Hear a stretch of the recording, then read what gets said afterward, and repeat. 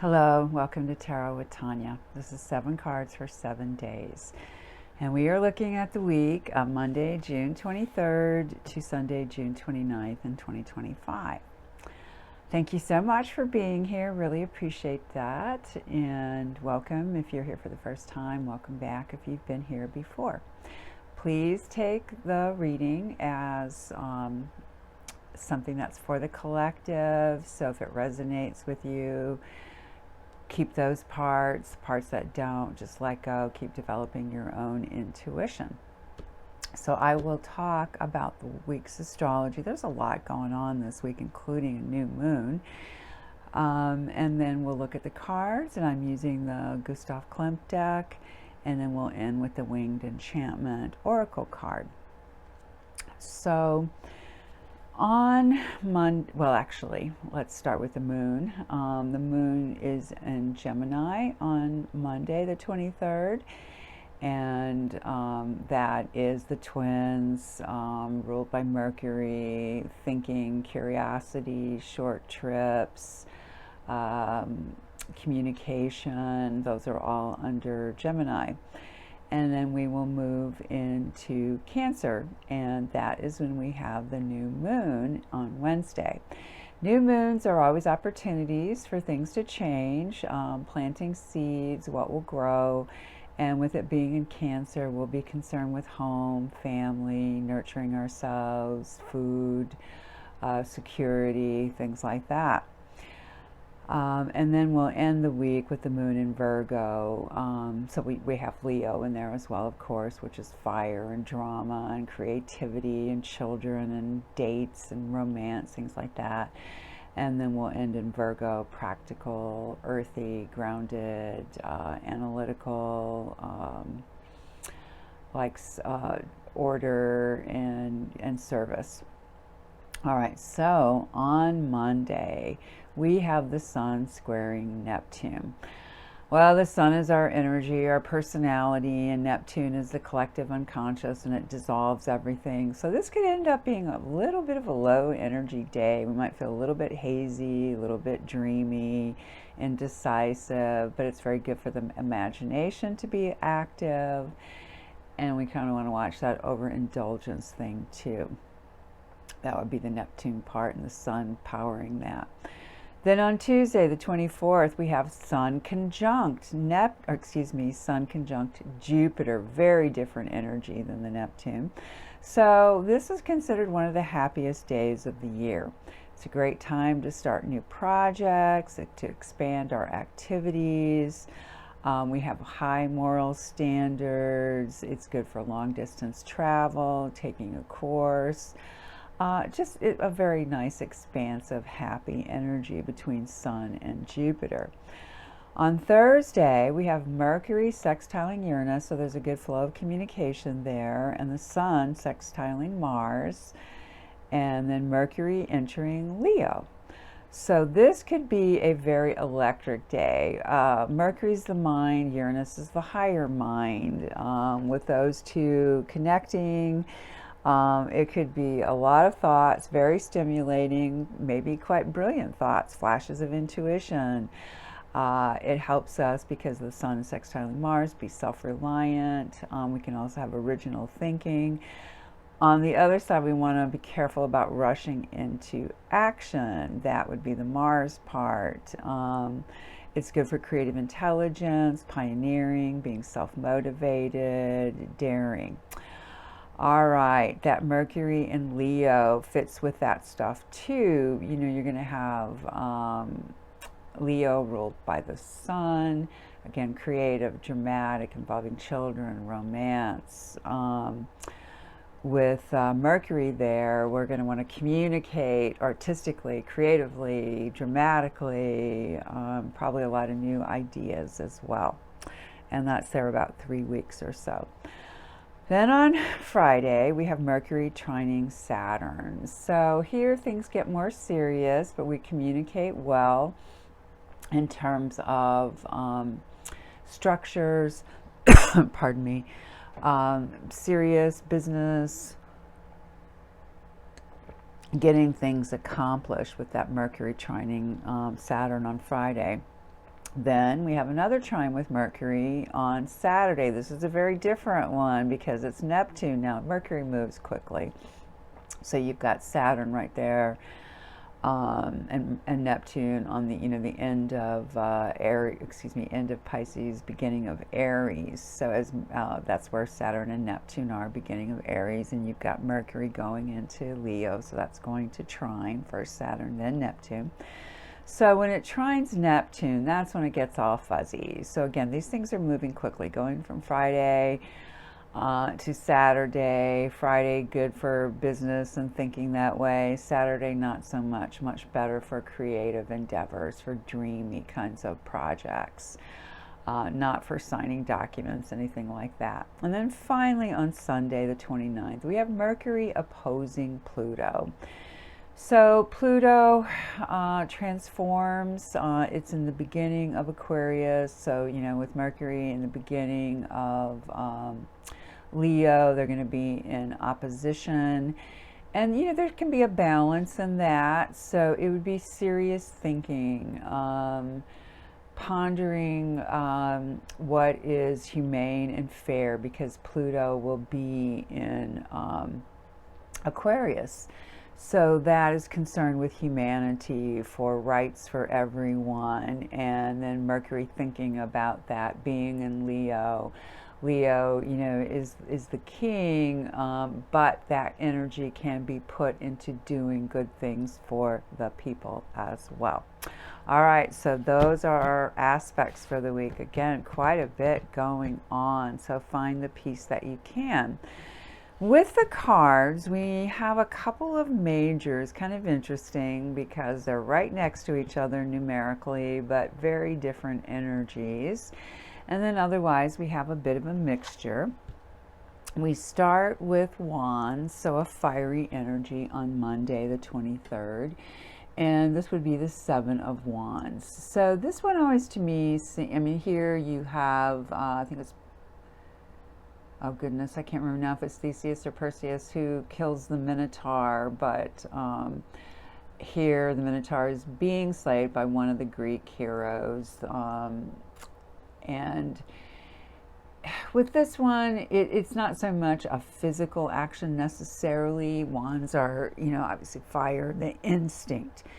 So we have this instinct to stand up and perhaps conquer something that's been bothering us, or take up that challenge, and that helps move us forward because it's going to be connected to the Chariot and forward movement. So Tuesday we move into a feminine energy with the Eight of Pentacles. So earthy, here you have a pregnant person, her partner.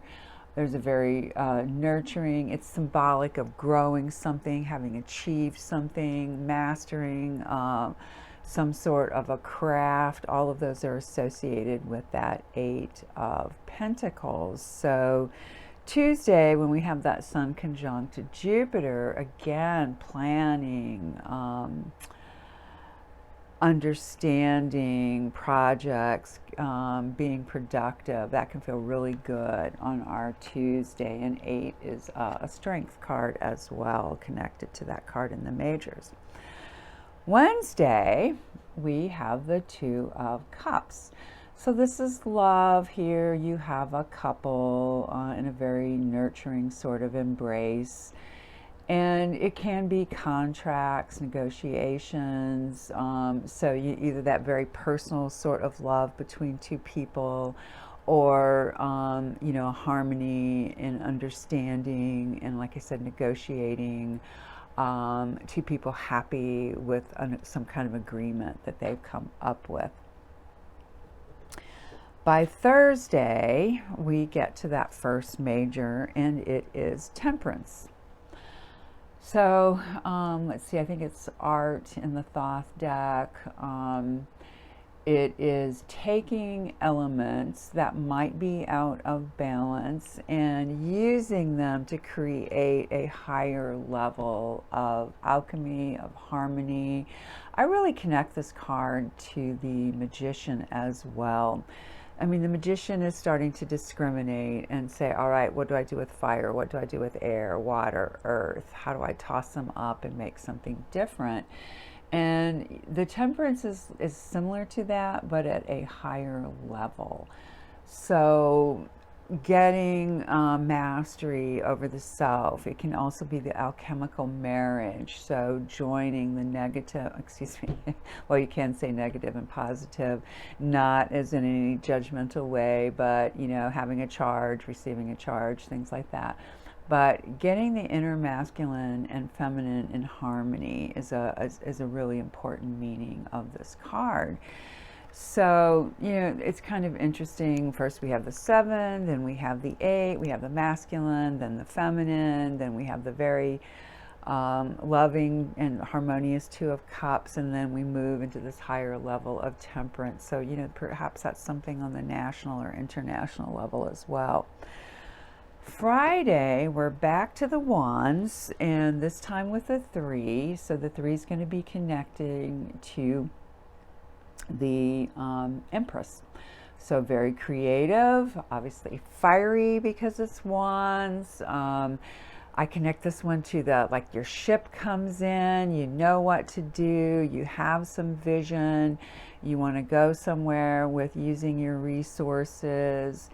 And she's holding up, it, you know, it seems to be perhaps a magnifying glass or perhaps a mirror, but it's putting a kind of a scrutiny and energy on a positive change, I feel like, in that card. So that's our Friday. And that is when Mercury trines Saturn. So using our ability to communicate and you know, putting down some perhaps serious and creative thoughts. Saturday, this is the challenge card for the week, and that is the Devil. So I mentioned we had 2 majors. We have the 14 of Temperance and then the 15 of the Devil. So it's almost like you bring up all this energy with Temperance and have this kind of mastery of perspective and energy flow, and then the challenge comes in. What do you do with that? Do you enslave yourself, try to get control over others, or do you again seek a higher level of balance? So, you know, the 15 makes, you know, 1 and 5, 6, so it's connected to the Lovers, and often we will see Lovers. Here it's a little bit different kind of configuration, but this idea of are we truly free? Do we have the ability to exercise our own free will? We all have it, but can we use it and see it clearly? And this is such an odd picture. You've got this like monster sort of figure with the funky teeth, and I would say a kind of crone with 2 women. So there's something about the muses, and is our creativity being stifled by something interior or something that we've internalized from the exterior? That's really more how that card strikes me. So that's our Saturday, our Saturn's day. So some discipline about how we use our energy that day and trying to keep it on the lighthearted side, because the Devil can be very funny and playful, and we can laugh at ourselves, and that's a great way to use it. We end our week with a Pentacle and an Ace. So this is a really nice beginning for our next Sunday, the 29th. Creativity, starting something that is solid, birthing something new, a brand new beginning for us. And, you know, this will be a few days after that Cancer new moon. That's feminine, this is feminine. So nurturing the feminine qualities in ourselves and putting them into some kind of play in our lives. All right. So overall, we have a fairly good balance. We have some earth, some water, some fire.